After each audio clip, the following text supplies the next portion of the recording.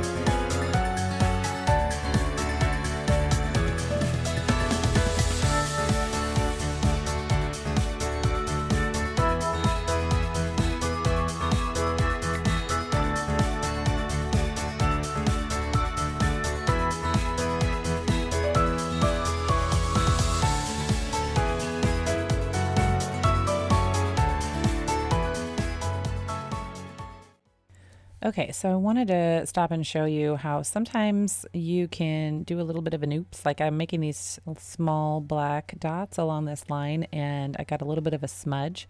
So I decided to turn that smudge into a bigger dot. And so then I'm changing the pattern as I go along the purple and pink lines. Instead of just doing tiny dots, every so often I'm putting a bigger dot. So a lot of times what we kind of think of as an oops, well, turn in, just kind of redirect the creative path. So I also made kind of like the mistake of priming my Posca marker right directly on the page. So it made a big puddle, and now I'm trying to dip my tip in to use up some of that puddle, but I don't want it to become like a huge blob. So I'm going to have to take a paper towel and try to like just see if a paper towel can just drink up some of that excess paint there. Which it did. So anyway, so when you're going along and you make an oops, before you panic and get mad and frustrated, just think of how you can turn it into something different. See, I wouldn't have done those big black dots, but I'm kind of liking them. That brings me to something else. So a lot of times when I do this style of art page, I have a tendency to want to like create compartments and then make all my patterns stay in their little boundaries. But another artist that I really like is Anita Winters, and she does like a similar style to this, but a lot of times she will just, maybe this would be, let's say this is the start of her page, and then she would create a shape like directly on top, crossing over the lines.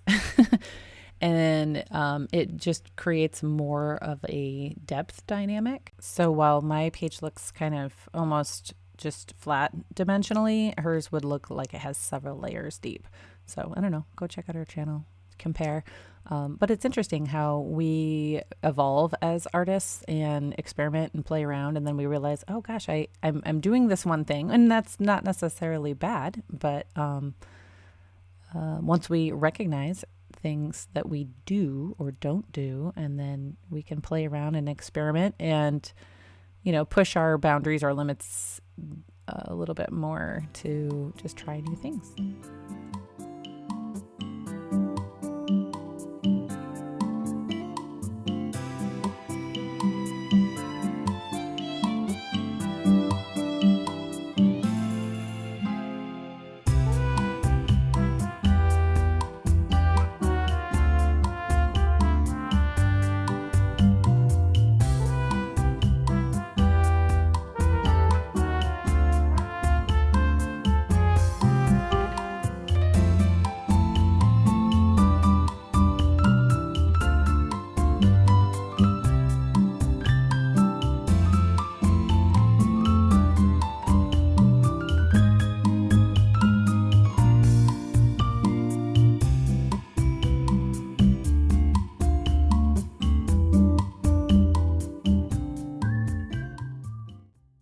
Well, thanks for hanging out with me today. Hope that you enjoyed watching my process and that you're inspired to go make some art and play with paint and paper and all that stuff, and come back and hang out with me again.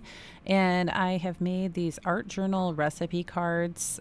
If you like having something you can print up and follow, just, if you just need some inspiration, you can take a screenshot or you can download. There's a free PDF down below. And yeah, I hope that you're having a great day. God loves you, and so do I.